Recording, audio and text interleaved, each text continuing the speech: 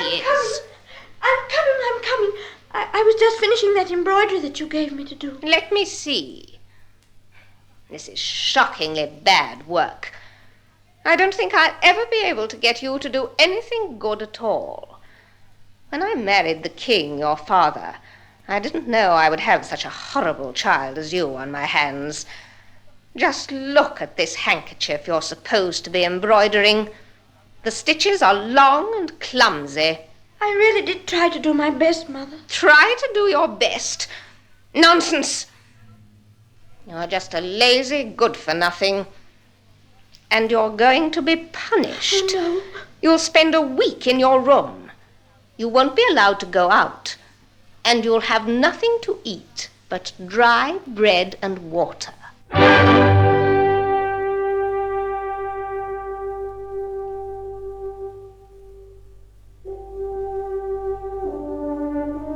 Yet Snow White was a lovely, good-natured girl.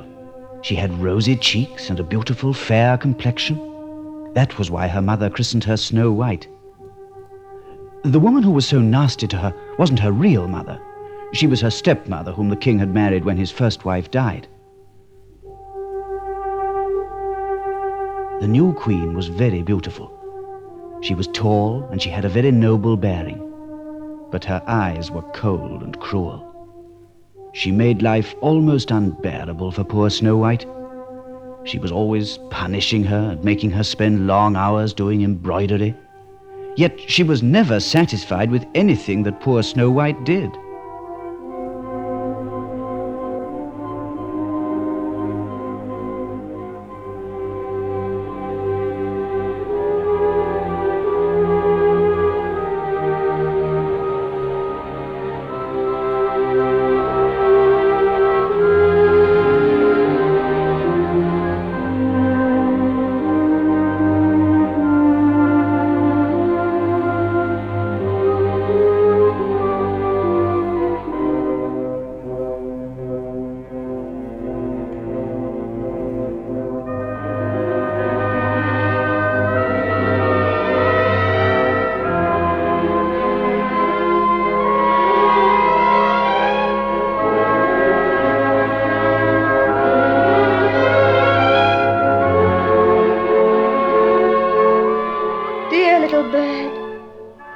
Lovely song that is.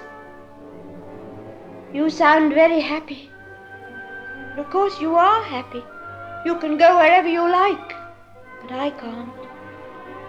My stepmother has told me I must stay in this room for a week. How I envy your freedom, little bird. I wish I had wings like you and could fly out of the window and onto that tree. Sing, little bird. Sing for me.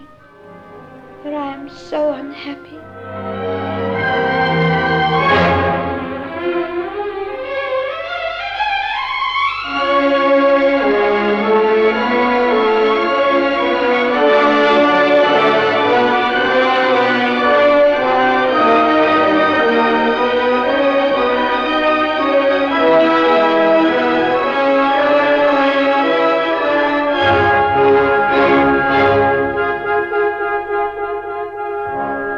Nobody knew Snow White's stepmother was a witch.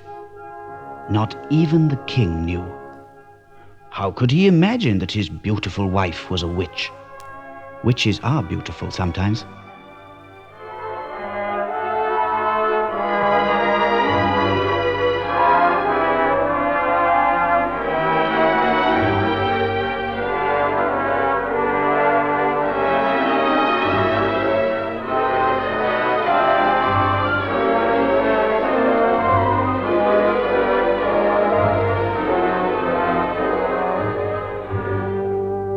The queen had a magic mirror, and she often used to talk to it and ask it questions. Mirror, mirror on the wall, who is the fairest of them all? Your Majesty, you are very beautiful, but Snow White is still more beautiful. What? Snow White? That little wretch? That little wretch will grow up, Your Majesty. She will never grow up.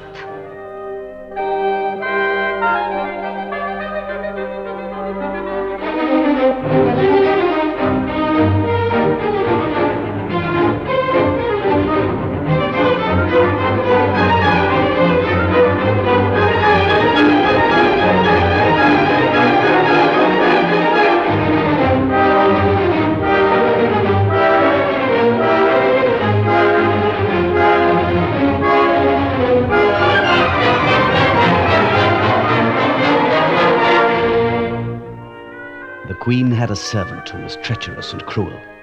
She ordered him to take Snow White into the forest and kill her.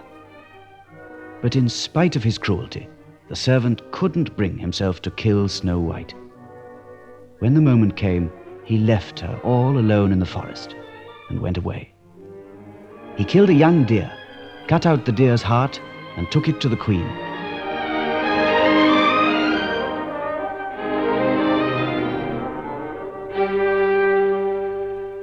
Your Majesty. Well, did you do what I wanted you to? Yes, Your Majesty, I did. Snow White is dead, and I brought back her heart as proof. Very well. Here's a purse full of gold for you, but remember, you must never say a word of this to anybody. If ever you should say anything, it will be the worse for you. Yes, Your Majesty.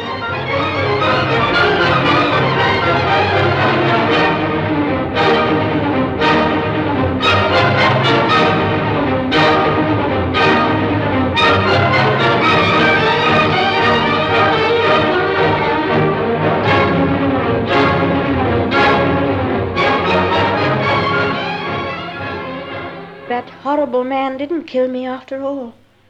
But it would have been better if he had killed me. But it looks as though I'm going to die of hunger. Snow White. Who called me? I did. You, Stag? How handsome you are.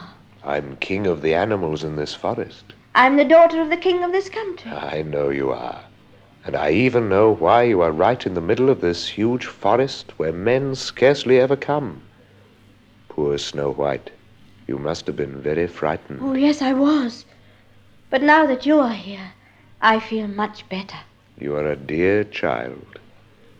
But I really ought to bear you a grudge. Why ought you to bear me a grudge? You know, Her Majesty's servant killed the most beautiful of my daughters, the red deer. Why did he do that? And what has it got to do with me? The servant killed the red deer so that he could take her heart back to the Queen and pretend that it was your heart. I didn't know that the servant killed a deer in my place. If I had known he was going to do that, I would never have gone away. I know you wouldn't. It seems as if you are my daughter now, and so I mustn't bear you any resentment. But you must be hungry and tired. Come with me.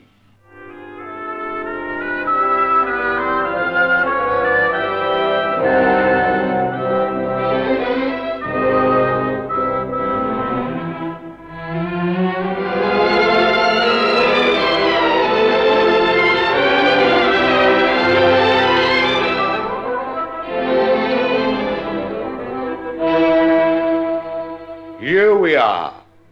What a lovely little house. I've never seen anything so beautiful. It looks so sweet at the edge of this little clearing.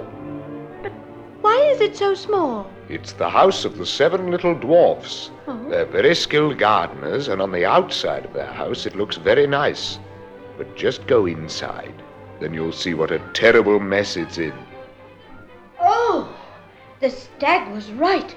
There's dust everywhere, and everything's topsy-turvy. I thought you might be able to do something useful here. Those poor dwarfs don't know anything about running a house. I suppose you do know something about how to tidy up and dust and wash? Tidy up and dust and wash? Of course I do. My stepmother made me do all those things in the palace, so I know all about it. If you open that sideboard, you'll find everything you need to make meals. The dwarfs are very good eaters. Take my advice. Tidy up the place and make it shine like a new pin. When the dwarves come back, they'll be so glad to see everything tidy that they'll ask you to stay with them. Oh, I do hope they do.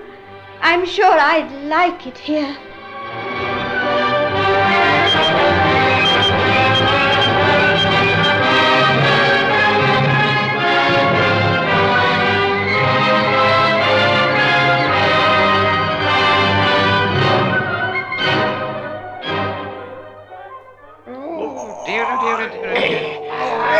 Well, that's the end of a day's work. I'm stiff with planting all those trees. After supper, one of you can rub me back with fairy ointment. Not me. Not me neither. Look, your beard's full of pine needles and your hat's not on straight. You haven't seen yourself. There's mud on your face and a big tear on your sleeve.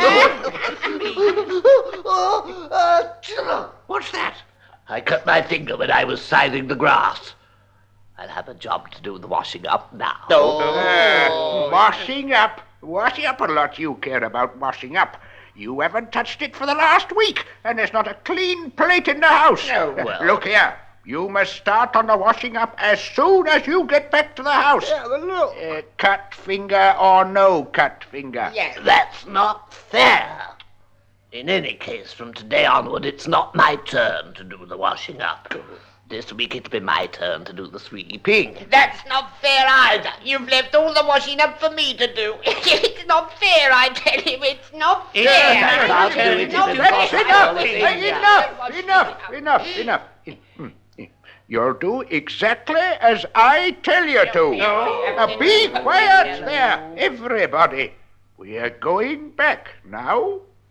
1, 2. 1, 2, 1, 2, 1, 2, 1.